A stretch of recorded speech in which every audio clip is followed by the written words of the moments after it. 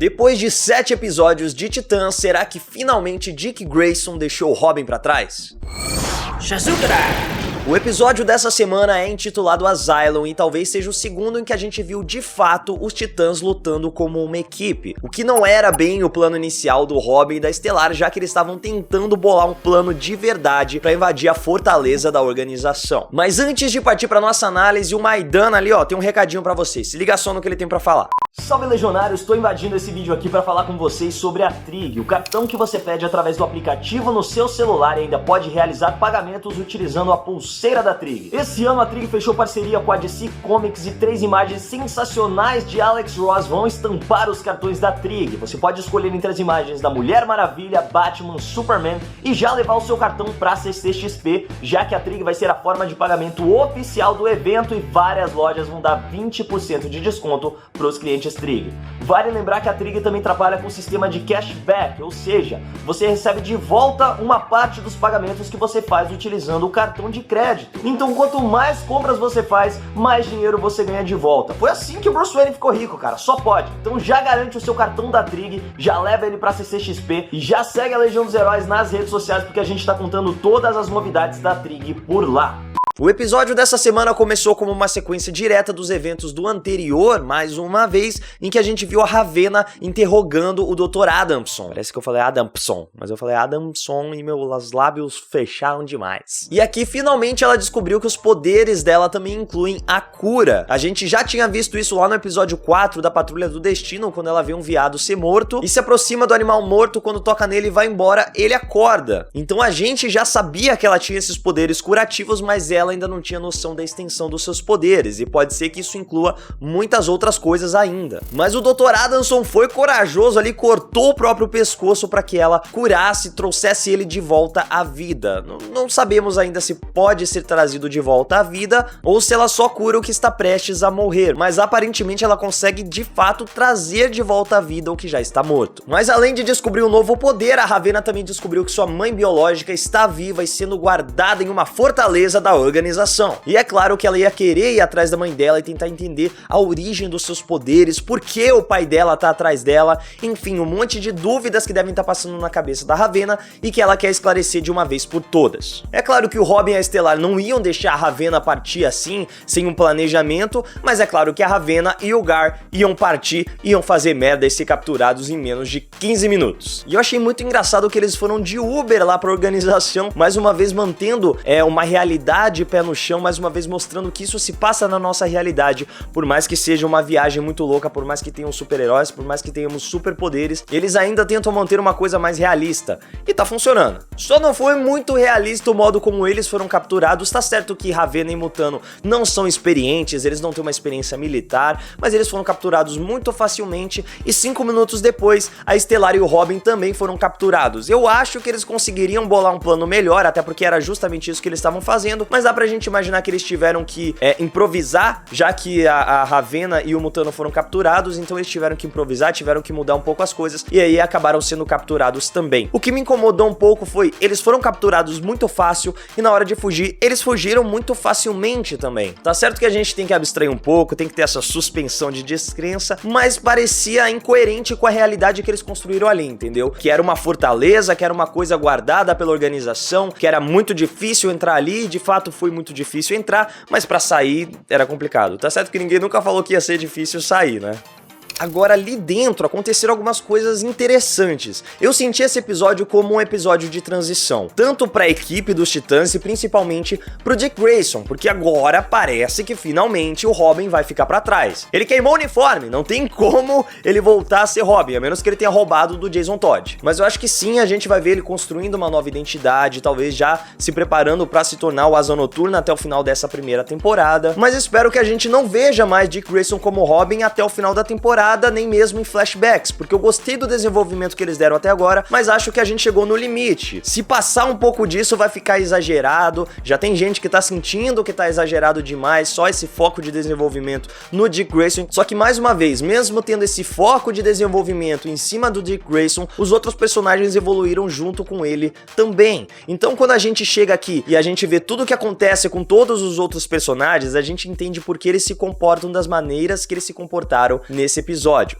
Então, pela primeira vez, a gente viu a Estelar vulnerável. Tá certo que aquela autópsia alienígena ali não serviu muito pra gente entender mais do passado dela. A gente viu que ela também tem o poder de regeneração rápida, só que não entendemos mais nada do passado dela, da fisiologia dela, não deu pra gente entender mais como os poderes dela funcionam também. Mas foi interessante ver a Estelar nessa posição de vulnerabilidade, de que ela tava se sentindo completamente indefesa ali, não tinha como ela sair dessa situação, ela não conseguia mais usar os poderes dela, então sem os poderes, sem ter o controle da situação, ela se viu em uma situação desesperadora. Então vamos ver se isso vai construir algum trauma na cabeça dela, alguma coisa que vai influenciar durante essa temporada e nas próximas. Um trauma que talvez a gente veja acontecendo com o Garfield Logan, porque pela primeira vez o garoto vegano se transformou em um tigre e não conseguiu controlar os seus instintos animais. Então a gente viu o Mutano matando e mordendo, talvez comendo um pouco ali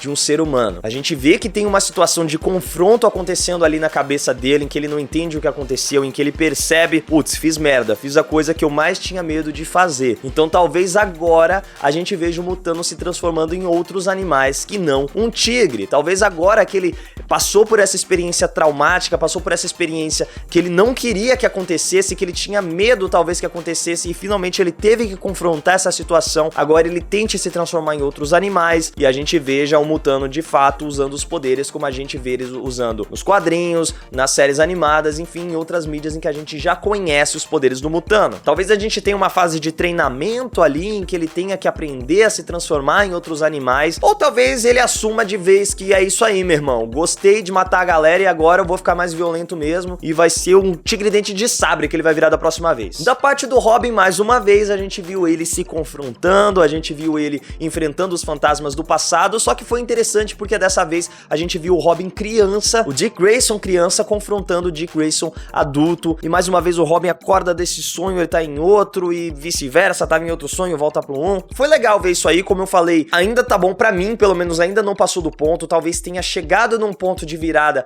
em que se continuarem os flashbacks, se continuarem só no Robin, só no Dick Grayson, fica um pouco cansativo, mas eu ainda gostei do modo como isso foi explorado nesse episódio, principalmente pelo uso do que parece ser uma versão de Titãs da toxina do medo, então talvez introduzindo pra gente algum elemento ali, alguma coisa que pode ser usada também pra explorar o espantalho. Não sei se eles vão querer levar por esse lado, não sei se foi só uma coincidência ou uma homenagem pra toxina do medo do espantalho, mas a doutora ali que estava responsável por aquela ala ali da fortaleza, da organização, disse que eles confrontam seus maiores medos quando estão sendo cozidos ali, quando estão sendo transformados na família nuclear. Inclusive achei que eles iam até tentar transformar os membros dos Titãs na família nuclear, o que ia ser uma coisa muito louca de se ver. Agora, a maior implicação, a maior contribuição desse episódio pra série como um todo foi a introdução da Angela Azaroth, a mãe da Rachel. Nos quadrinhos, a Angela é uma jovem que foge de casa, acaba se envolvendo com uma seita e servindo como receptáculo pro Trigon, com o qual ela tem uma filha que é a Ravenna. A Angela tenta cometer suicídio depois que percebe que a filha dela vai servir como ponte pro Trigon entrar na Terra,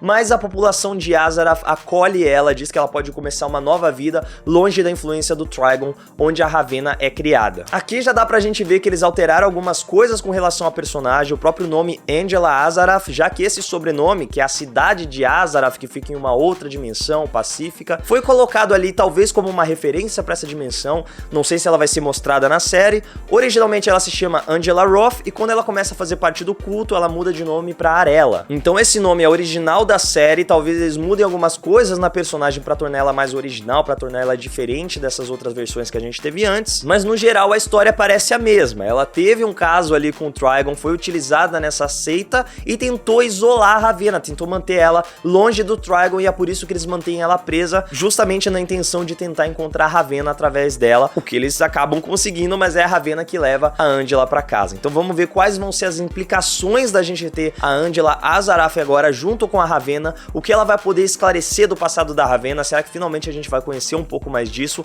A gente tem mais alguns episódios pra finalizar essa temporada, não parece que a gente vai ter a história da Estelar sendo destrinchada, então provavelmente isso fique pra uma segunda temporada, e o Mutano ele tá muito ali junto com a história da Ravenna. A gente já viu basicamente toda a origem dele, não tem muito o que a gente ver, mas agora a gente vai ver os dilemas em que ele vai se encontrar depois de ter se transformado em um tigre e comido um ser humano. Então, apesar desse episódio não não ter sido tão explode cabeças como os anteriores foram, eu acho que ele foi um episódio de transição interessante pra gente ver de fato os Titãs se consolidando como Titãs. Então agora o Robin deixou a identidade de Robin pra trás, agora o Mutano se transformou em um tigre e comeu alguém, ele vai ter que escolher o que ele vai fazer, se vai assumir a violência, se vai se transformar em outros animais. A Ravena talvez deve encontrar um pouco do passado dela, deve explorar esses novos poderes, tentar encontrar novos poderes, já que ela sabe que ela não vai trazer destruição pro mundo, quer dizer, na cabeça dela não mais ela vai trazer destruição pro mundo, porque ela tem poderes curativos, ela tem a empatia ao lado dela, talvez ela consiga utilizar isso pra se transformar em outra pessoa. E a Estelar também estava vulnerável pela primeira vez, se viu sem poderes, se viu em uma situação em que ela não sabia o que fazer.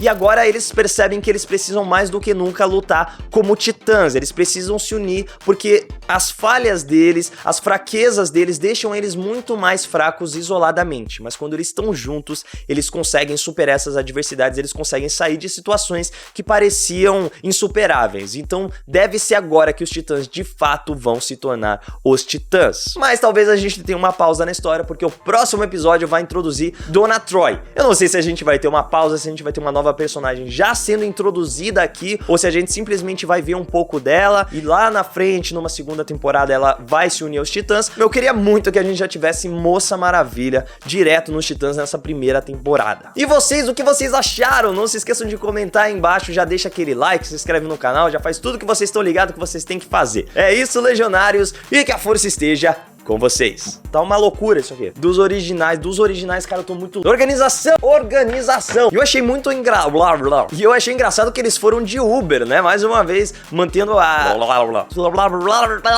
Tá certo que a gente tem que abstrair um pouco... É isso mesmo. Mas acho que agora foi o ponto de transborda.